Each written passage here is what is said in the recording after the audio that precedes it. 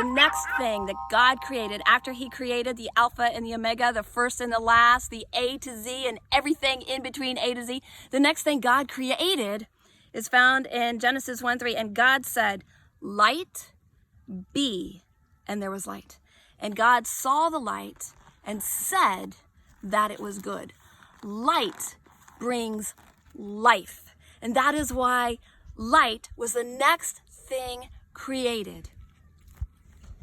When we look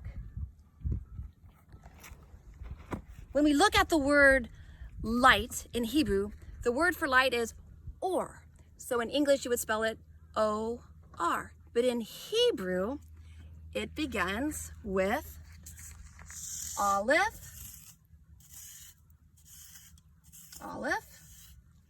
Vav, and Resh.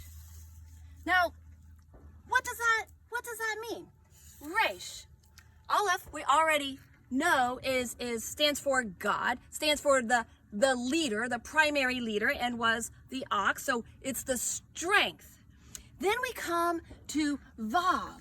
Vav is depicted as a nail in the old pictograph. Remember, when Moses was writing the 10 Commandments, when God gave the alphabet, the 22 letters to Moses, they were in pictures like the Egyptians and the Chinese.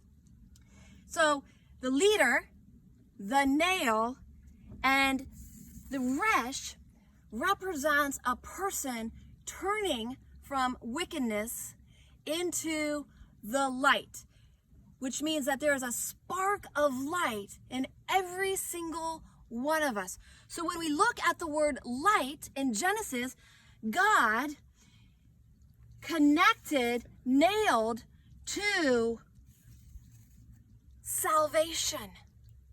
That is the word of light in Genesis. So when we see light, we know that God has already connected the light to the beginning of salvation. I'll see you next week. Once again, remember, there is so much power and treasures in God's holy word. Shalom.